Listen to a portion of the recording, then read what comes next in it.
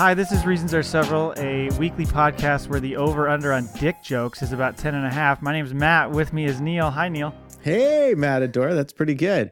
It is. You're throwing me all off because I'm seeing you from a different angle. Mm-hmm. It's bizarre, man. You got to keep relationships fresh. You got to change things up.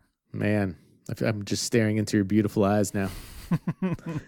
I wanted to start off by congratulating you and Annalise on hitting 1,000 subscribers on your YouTube channel for your vlog, Halos and Heathens. Go check that out.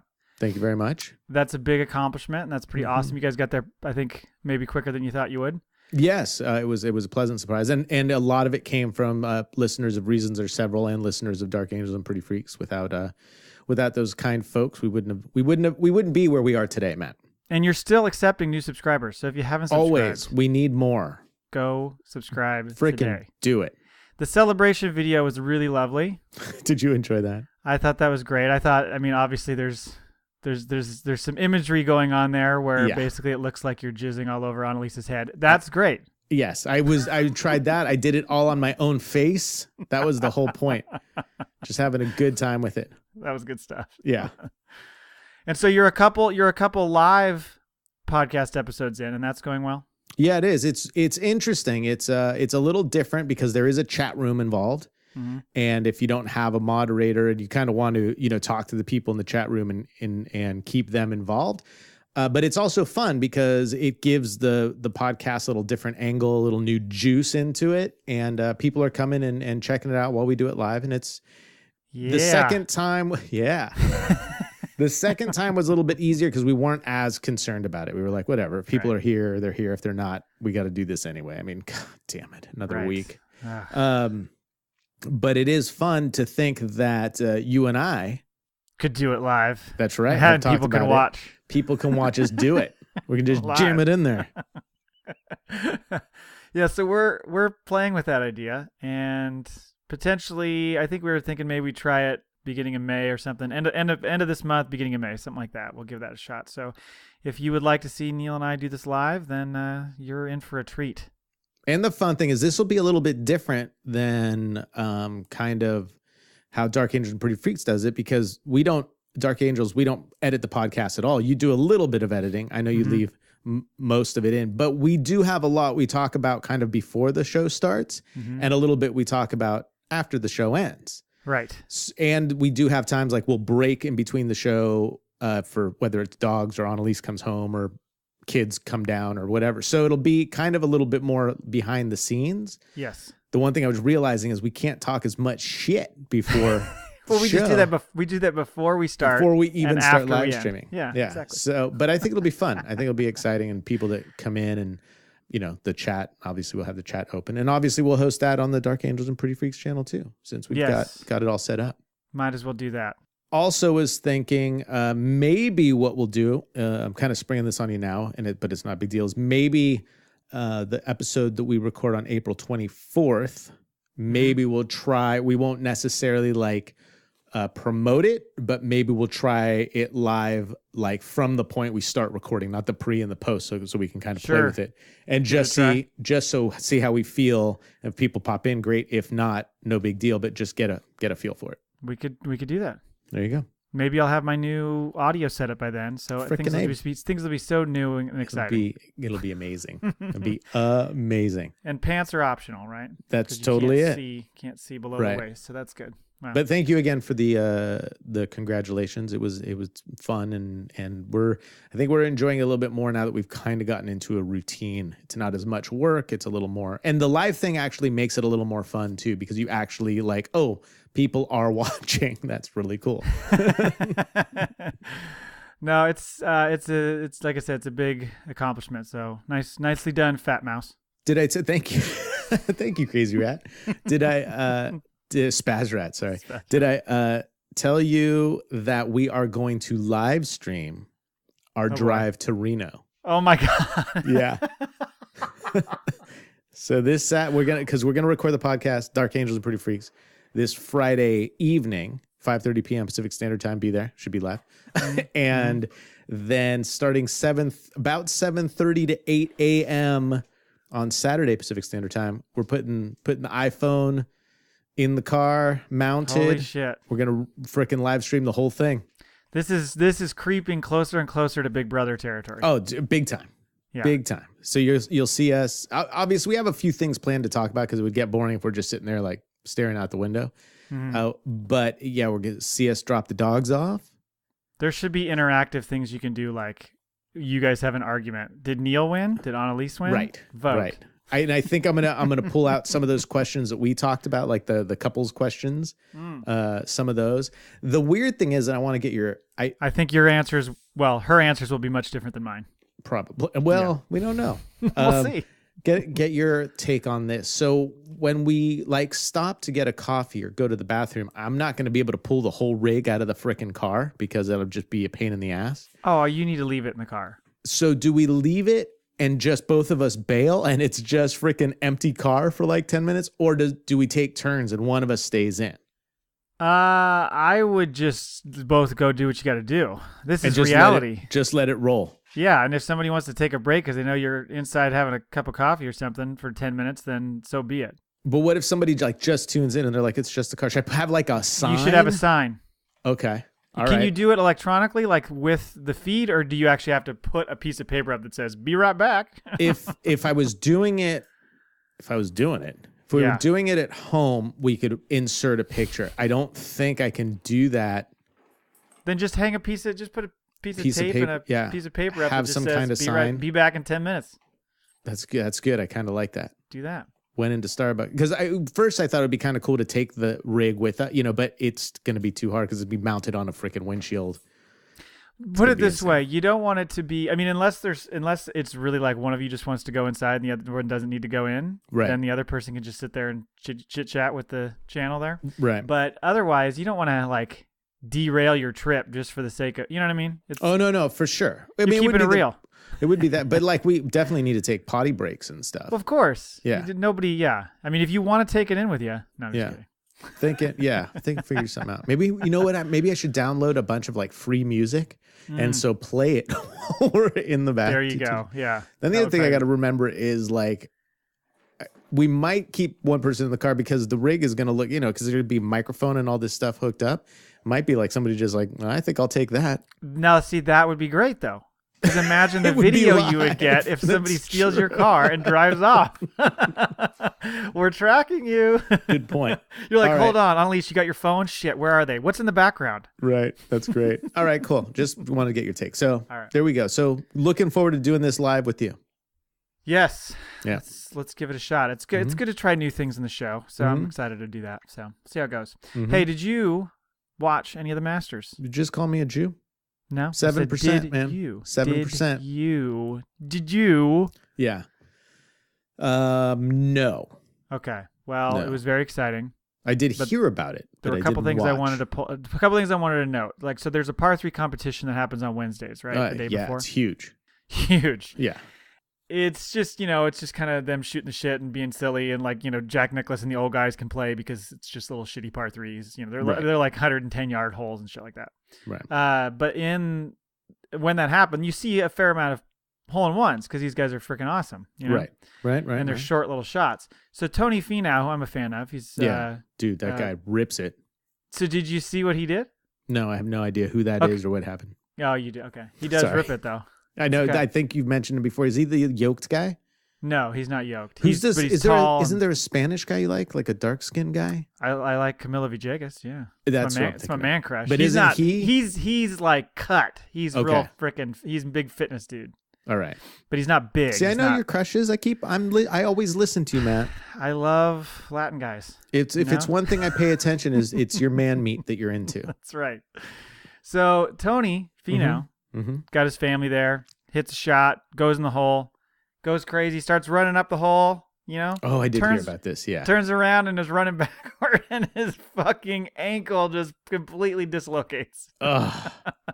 And he falls down, he gets up, he looks at it, kind of pushes it in the ground, and just goes, and just pops it right back in. Ugh. Like he was a fucking Lego figure. It was the weirdest thing I've ever seen. He just literally, it looked so mechanical. He went Lethal Weapon on his ankle. Yeah, but not that violent. He just, I mean, it was just like, it was so easy. He just like clocked it right back in. It was like, Wow. it was like he was constructing something and was following the directions, you know? Yeah.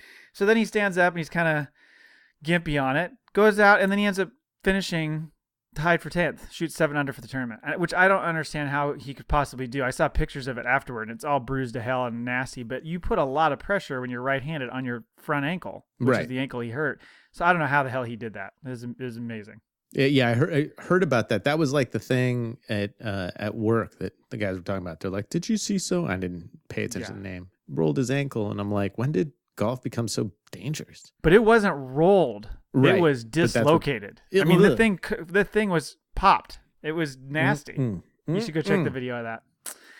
Another video you should see if you didn't is Sergio Garcia. Did you see? No. Oh boy. No. So he got to the 15th hole in the first day. And I think Thursday or Friday the first day? Thursday. Okay. And so he got to the 15th hole and can't remember what he was. He was like 2 over maybe at that point, which is, fine. Like nobody was really shooting lights out the first day necessarily, well, until late. It's a par 5, so he goes for it in 2, puts it in the water. Like puts it on the green, rolls back in the water. So he drops, puts it on the green, rolls back in the water. Drops. Puts it on the green, rolls back in the water. Drops. Puts it on the green, rolls back in the water. Drops. Puts it on the green, rolls back in the water. He's now hitting his 12th shot. Did he think of trying anything different? 5 in the drink. Did he tin cup this thing? This is total tin cup action. 5 in the drink. I mean, the first one, yeah, you're going for it. It rolls back, whatever. But the next 4 are wedges. He's hitting like a gap wedge into a green, and he's putting it pretty close to the hole. But because of the spin, it just keeps spinning back and rolling down the hill and into the water. So finally, he hits his 12th shot on, and he has to kind of watch it for a second. It stays, and he drains the putt for a 13, which ties the record for the worst score on a hole in the history of the Masters. Wow. He was the champion last year, mind you.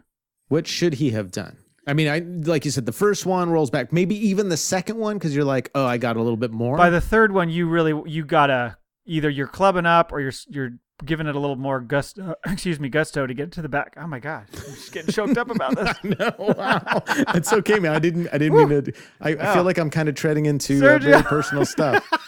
I'm sorry. I clearly have experienced similar situations. Yeah. You just got to put it in the back of the green. Oh my God. I didn't think I was gonna cause any havoc. Because it's funny because every shot he hits. Except for one, every shot he hits, he looks totally comfortable with. He's watching it like, yeah, that's pretty good. Oh, fuck. You know? Right. Yeah. And a couple of them barely got going enough to get off the green. So it was really brutal to watch and kind of funny. No offense to Sergio. But he ended up getting a 13 there. And of course, he did not make the cut. But then he had to stick around because he had to hand over the green jacket or put the green jacket on Patrick Reed. Which, by the way, I don't like Jordan Spieth at all, the golfer. And he's good, because I thought you meant the chef, but good. God damn you. He's a bit of a whiner. Okay. He just constantly yelling at his caddy. Like my buddies and I are always joking when we watch him play because he's always screaming. His caddy's name is Mike. And he's always, when he hits something bad shot or something goes wrong, he always goes, Michael! That's great. This poor caddy just getting abused left and right. Yeah. Of course, he's getting well paid for it, but...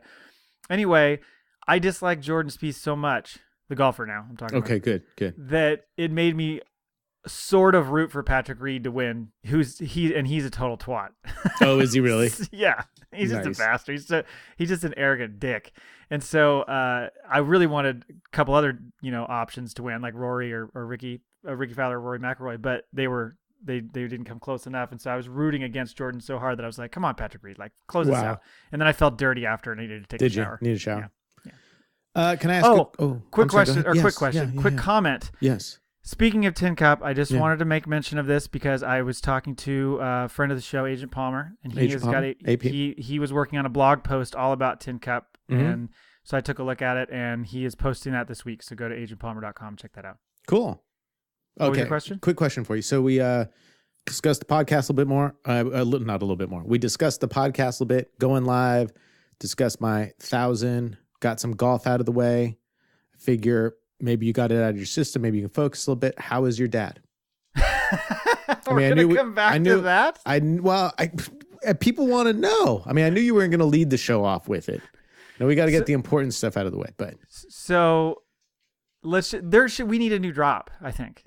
How's your dad? Oh, I was thinking like, Matt, don't give a fuck. Well, that could be the other way to your go dad. with it. If anybody would like to send a drop, reasonsareseveral@gmail.com. By the way, if you'd like to tweet at us, I forgot to mention that, @reasonsare and @angelsfreak7. Just don't want to talk about your dad, do you? I'm just throwing some things out, man. Taking care of business.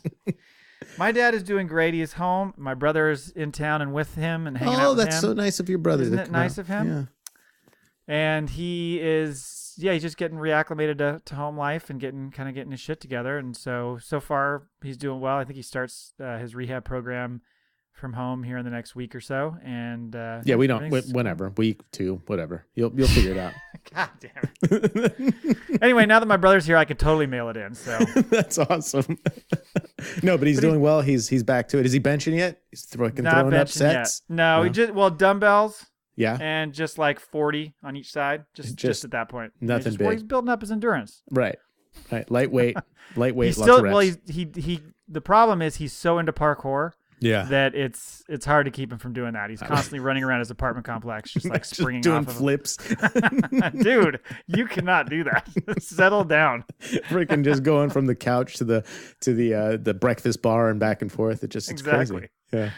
Well, good. I'm glad he's doing better. Or it's funny continuing because to mend. You try to come across as sincere, like you really care about my dad. When really, do. It's just a tool to poke and prod me. No, I've got my own tool to poke and prod you. I don't need your dad's. No, it's you fine. use every tool you can find. Yeah, I'm a 5-tool guy. Okay. No, but it is good to hear that he's doing better. Thank you. Yeah. Thank you. And if you'd like to read a blog post about that, agentpalmer.com. No, I'm just kidding. Yeah. Would you like to talk about some NASCAR, sir? I am always up for talking some NASCAR, sir. On your beauty marks, it's time for the NASCAR Minute. When we try this live thing, it's going to be real hard for me to not stand up and aim my ass at the microphone as if I'm farting that sound out. Do it. I don't think anybody wants to see that. Although my ass is getting pretty toned right now. I've been working out a lot. You've been squatting? Been totally working out. Not squatting. Nice. Just freaking getting I'm doing my own thing. Okay. Do you want to share? No. Maybe it'll help some other people. I don't want to share. Well, no? let's wait and see if we get some results first. Nice. A lot of parkour.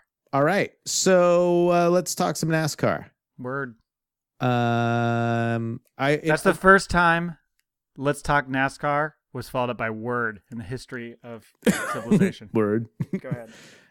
So your favorite team, Stewart Haas Racing. Yeah.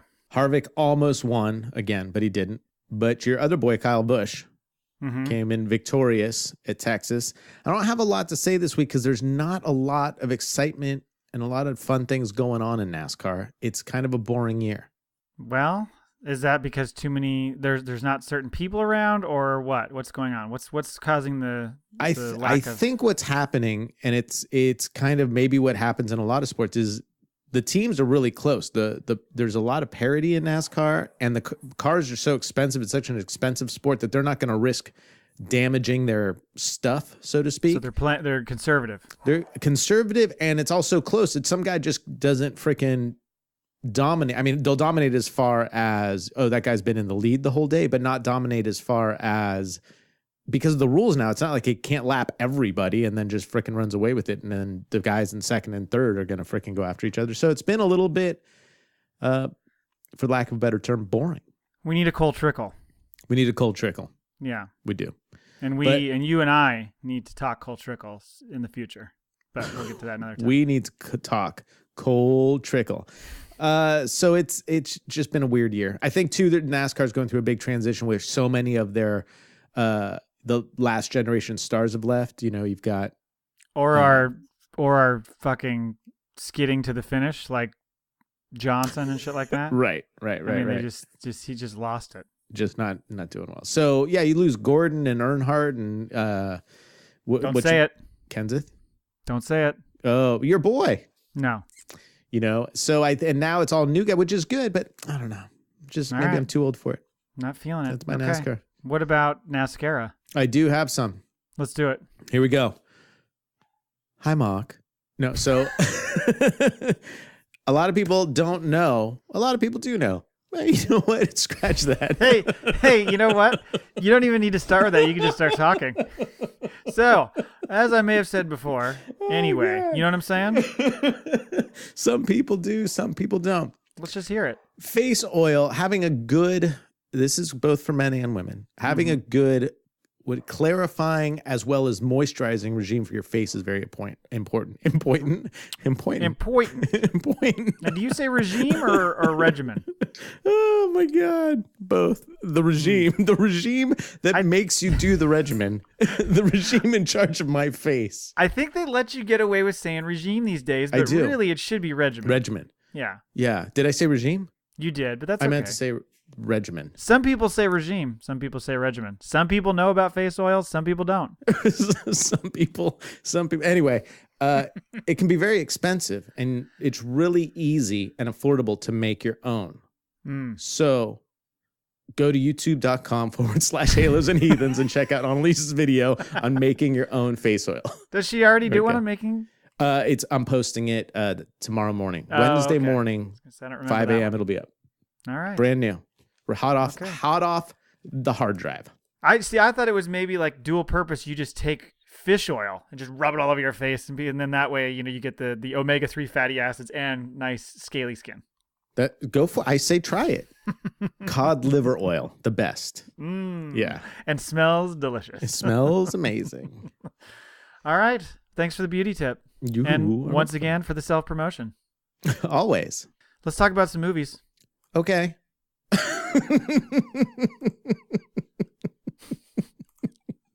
Neil's Rotten Tomatoes. Oh, you can have me laughing in the background. The fun will be when people get to watch live what we do while the little drop is playing. And the fun thing is people that will have listened to the podcast or do listen to the podcast. Some people listen, some people don't, Matt. That's true. Is that they're going to realize like, oh, there's like he doesn't have the sound drops ready. Is it the way it comes out in the podcast? There's always a bit of a gap that maybe I tighten up a little bit. Maybe. Who knows? Hey, I'm happy with your tight gaps. Sometimes I do, sometimes I don't. So yeah. No one We're really going to look knows. back at what? No one knows. No one knows. Some We're going to people look back at March movies, if Neil would stop talking, and talk about, I just realized that in my notes I spelled it tomatoes. Spelled wrong. Tomates. Anyway. So we looked at some movies back in February that we were previewing the month of March, and now those movies have come and, well, not gone, but they've come out. So we're going to look back at the movies we looked at and run through the critics and audience scores, share some reviews, and some money that they earned. Monies. So the first one is... I'm going to interrupt you for a second. Yeah. I just got a text from my dad. Oh, okay. Saying, had a beautiful day with mom. I am so blessed. You've seen the video of my dad, right? And you've heard about... Yeah. You're confused with the fact that he said I'm so blessed? Everything. I think he's drunk. What the hell's wrong with him? Maybe it was my dad. All I wrote back was, what the... That's all I wrote back. Jesus, my I was God. saying maybe it was my dad. Why is your dad hanging out with my mom? That's fucking weird. Sorry. Anyway, March Madness. Let's get some basketball scores up in March here. Madness. Okay. Red Sparrow. I don't know if you remember this. This is the Jennifer Lawrence movie where she's Russian and gets turned into an assassin like La Femme Nikita style. Rotten Tomatoes 68. 47. The audience gave it a 71. 55. This has made... Not off to a good start, Matt. 46 domestic, 92 international, 138. That's pretty fucking good. I didn't think it'd make What that did much. it cost to make, though? 69. Yeah. Oh. So it's doubled its money. Well done. But you know what? Here's the synopsis. Red no. Sparrow aims for smart, sexy spy thriller territory, but Jennifer Lawrence's committed performance isn't enough to compensate for thin characters and a convoluted story. Once again, it's not the actors. It's not the actors, right? No. They don't want to blame the actors. Well, Richard Von Busak. I think we've had him before. Did you say my sack? I said Dick Von Ballsack, from Metro Active, whatever that is. The movie is a refrigerator, and you can smell that something's gone bad in it. Wah, wah. Oh, that's not even...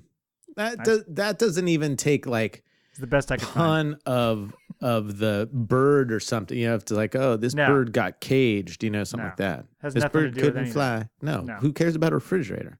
It's Von Balsack is just mailing it in. Frickin'. Now, last time I talked about including an audience review as well. So I went ahead and pulled some of those.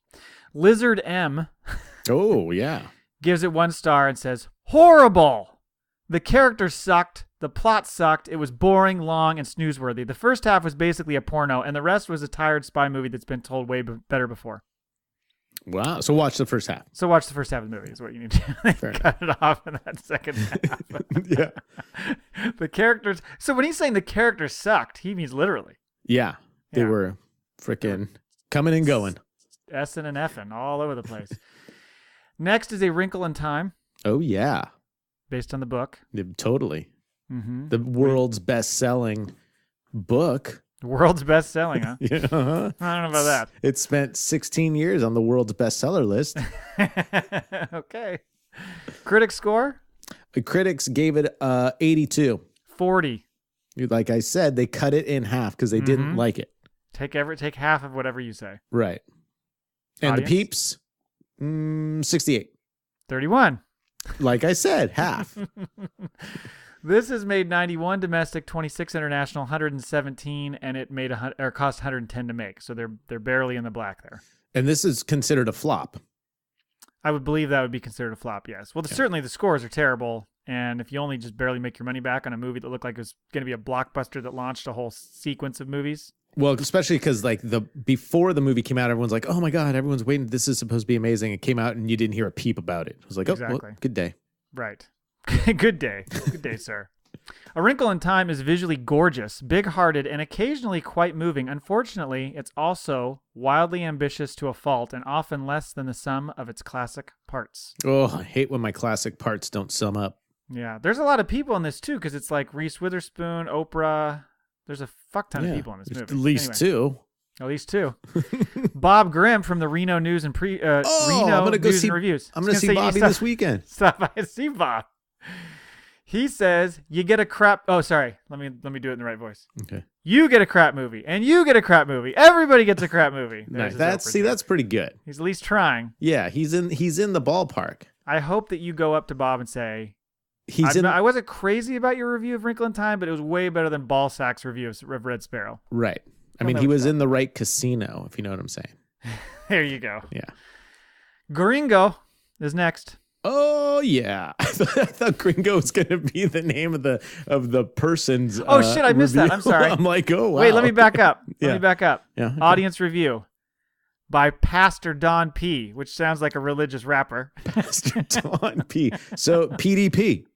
PDP. Yeah. PDP. I'm gonna just tell you straight out. Yeah, you know me. He did not see this movie. No. Here's what he said: "Will not see this movie because they deliberately scrubbed out the Christianity."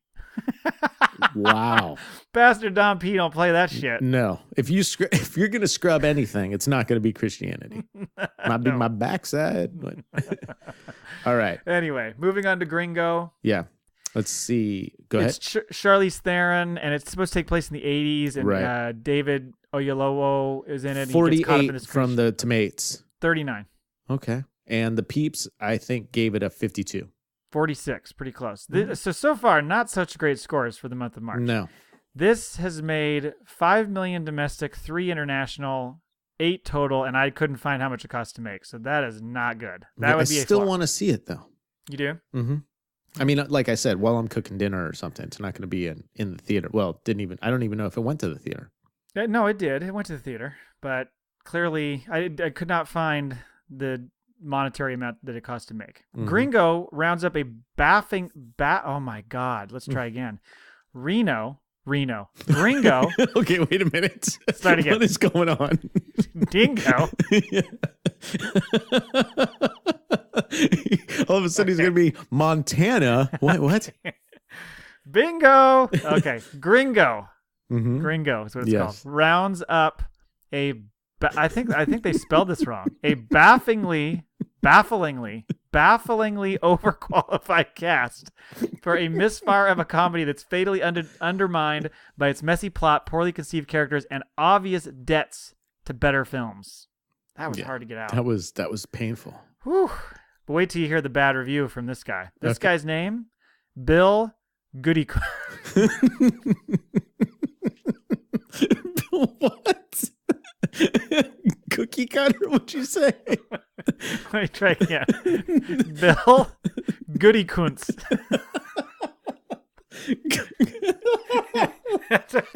That's what it is. Bill Goodykuntz.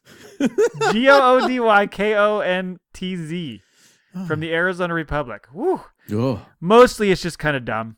So his review sucked, but I just loved his name. That's great. Oh, mostly it's just kind of dumb. We'll be checking in with you in the future, Bill. Oh, wow. Anyway, then Steve W., audience review, gave it a 0.5 star. Here's his quote in all caps. Yeah. Be prepared. He's upset. The black dude they put in here as the gringo is not funny at all. Jeez, Steve. Don't mask it or anything. Just fucking all in on that one. I don't know what he's upset more about. Oh, that's funny. I could just see him walking out and saying that to the next guy. God, that black dude. It's just not funny. Just that not they put funny. in there. Yeah. Next up is Thoroughbreds.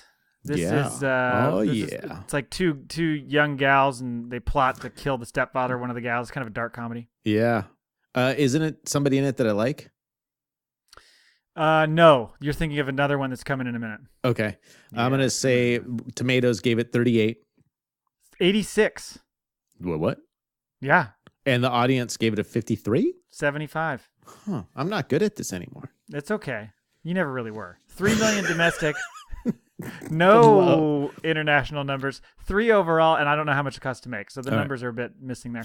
Thoroughbreds juggles genres with panache, delivering a well-written and refreshingly unpredictable entry in the teen thriller genre. Nice read, Matt. You nailed that one. Nailed that one. Yeah. Fucking nailed it. Stuck the landing.